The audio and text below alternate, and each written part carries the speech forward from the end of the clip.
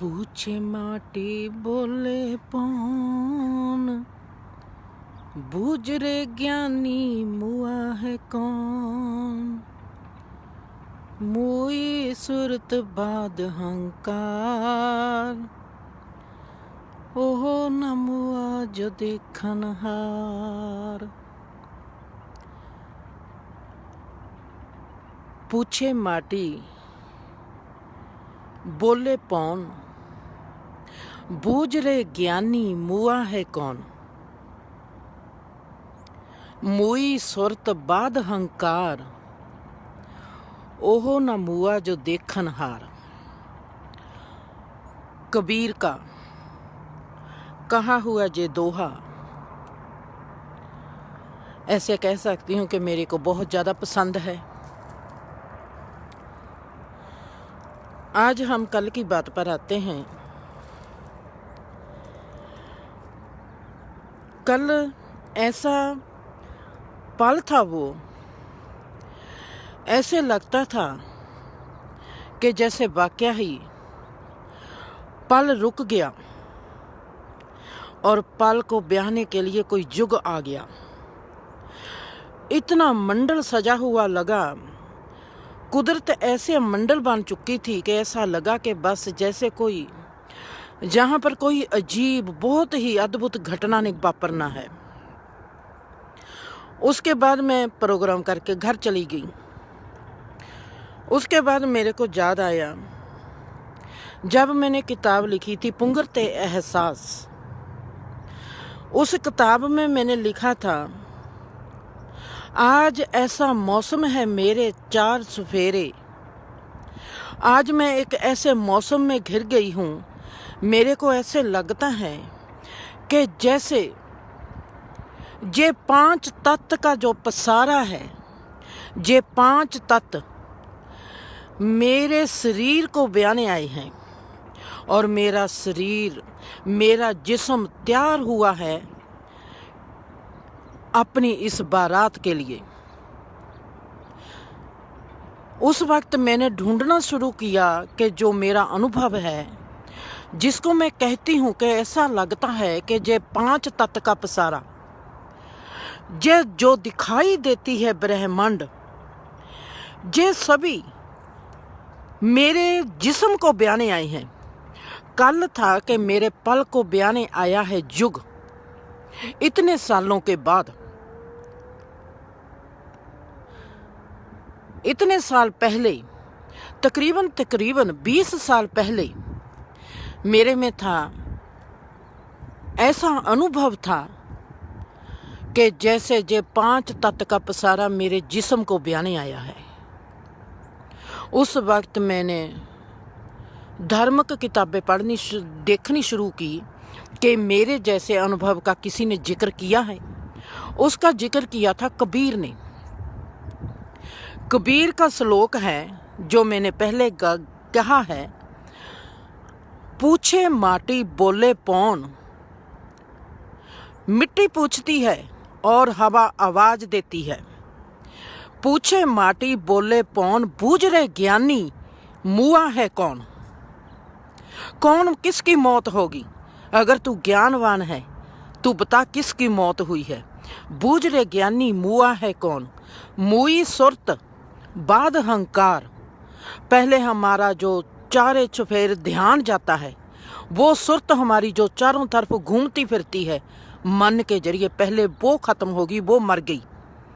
फिर बाद में देखा कि मेरा हंकार भी मर गया, पर ओहो मरा ही नहीं जो इन सब को देखता है।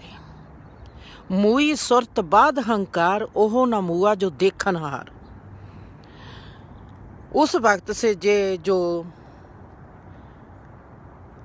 बाबा कबीर का दोहा है, मेरे को बहुत प्यार आता है इस दोहे का। हम कई बारी जिंदगी में चलते हैं, हमको बड़े ही सहारे की ज़रूरत होती है। हम सोचते हैं कि हमारा जो अनुभव है, या हमारा जो रास्ता है, अगर हमारे साथ कोई हम सफ़र होगा, एक तो हमारे में ये हो जाता है कि हम कहीं भुलेखे में नहीं हैं, कहीं हमारे में कोई भ्रम तो नहीं है। हम अपने भरम को मिटाना चाहते हैं, हम उसका सबूत देखना चाहते हैं जो हमारे को कोई भी अनुभव होता है। 20 साल के बाद कल का था, इनमें कुछ तालमेल है।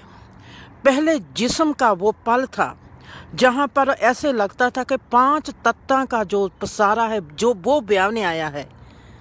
कल था कि एक जुग बयाने आया है, किसी पल को जुग बयाने आ गया। उस वक्त था शरीर को जे 5 तत्व बयाने आ गए। उस वक्त मेरे को नॉलेज हुई थी काम क्या है, क्रोध क्या है, मोह क्या है, सतोगुणी क्या होता है, तमोगुणी क्या होता है, आलसी जीवन क्या होता है। हम किसको कहते हैं माया। हमारे में क्रोध जो पैदा होता है, कुदरत में जे क्रोध कहाँ होता है। अगर हमारे में मोह पैदा होता है तो कुदरत में ऐसी कौन सी चीज होती है जहाँ से हमारे में जे मोह का कण आ जाता है। हमारे स्वभाव में ऐसी कौन सी चीज होती है जहाँ से हमारे में काम आता है, क्रोध आता है, मोह आता है, लोभ आता है।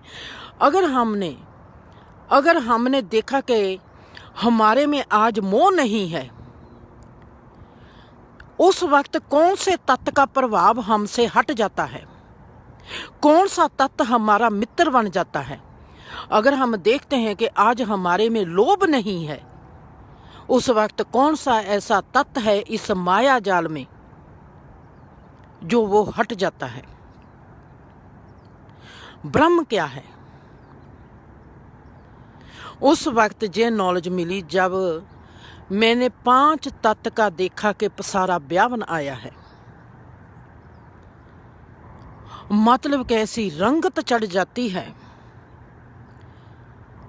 हल्दी का मतलब क्या है, हल्दी लगानी क्या मतलब है, बटना लगाना क्या मतलब है। उस वक्त मेरे आगे जे सब के सब खुले हो गए। मैं क्यों कहती हूँ ब्यावन, कि मैं क्यों कहती हूँ ब्याह हो गया। कल मैंने क्यों कहा पल को ब्यावन आया है जुग। क्यों ऐसे लगा कि मंडल सजा हुआ है। ब्याह की बात है, ब्याह का क्या परिभाषा है, ब्याह का मतलब क्या है। हमारे जो ब्याह शादी में बटना लगाते हैं उसका क्या मतलब है, हल्दी लगाते हैं उसका क्या मतलब है। उस वक्त सभी के सभी मेरे आगे खुल गए। मैं तो हैरान। एक तरफ खुशी होती है, दूसरी तरफ हैरानी। खुशी इस बात की होती है कि मेरे को परमात्मा ने इस काबिल बना दिया। हैरानी इस बात की होती है कि परमात्मा ने मेरे को इस काबिल बनाया क्यों। दोनों ही सवाल एक दूसरे पर हमला करते हैं। इंसान को दिमाग लगता है क्योंकि इंसान निमाना है। इंसान को लगता है कि कहीं मेरा कोई जे भरम तो नहीं, कहीं मैं भुलेखे में नहीं। तो वो फिर ढूंढता है सहारा अपने आप को सही साबित करने का। वो ही हाल मेरा था। अपने आप को सही साबित करने के लिए मैंने धार्मिक ग्रंथों को पढ़ना शुरू कर दिया। मतलब कि परमात्मा का जो एहसास था वो जिंदगी में पहले आया, धार्मिक किताबें मेरी जिंदगी में बाद में आई। मैंने जरूर बचपन में गुरबानी सीखनी शुरू की थी, उसके बाद उसको छोड़ दिया। जब मैंने ज्ञानी नाहर सिंह से पूछा कि ये 5 तत्व क्या हैं, ये 5 शब्द क्या हैं। 5 शब्द तित घर सभागे शब्द वाजे कला जित घर तारिया 5 दूत तुद बस कीता काल कंठक मारिया। जब मैंने ज्ञानी नाहर सिंह से पूछा, संत मस्कीन सिंह से पूछा, सभी से पूछा, किसी को पता ही नहीं था। आप भी व्याख्या का देखो। आपको जो प्योरिटी है, जीवन का जो निर्लेप हिस्सा है, जीवन का जो निष्काम हिस्सा है, जीवन का जो निर्दोष हिस्सा है, वो आपको कहीं भी मालूम नहीं होगा, आपको कहीं दिखाई नहीं देगा। आप कितनी भी धार्मिक जगह पर चले जाओ, आपका मन नहीं ठहरेगा। अज्ञानता बस वहाँ पर आप रुके रह सकते हो, चाहे 20 साल रुको, चाहे 40 साल रुको, पर आपको वो चीज़ दिखाई नहीं देगी जो आपकी अंतर आत्मा आपसे मांगती है, आप जिसको ढूंढते हैं। वो आपको कभी नहीं मिलेगी, क्योंकि वो इनोसेंट है, वो निर्दोष है, वो निर्मल है, वो सही है। उसका जो उद्घाटन है वो हमारे भीतर होता है।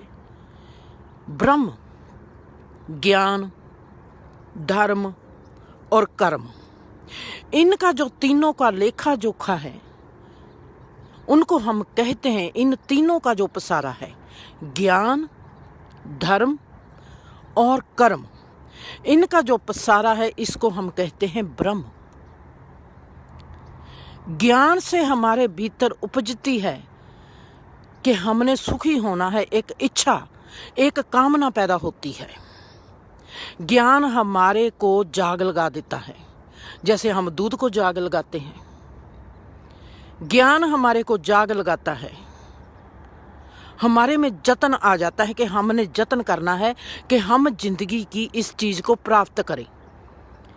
वो प्रेम हो, वो ज्ञान हो, वो परमात्मा हो, वो कोई रिश्ता हो।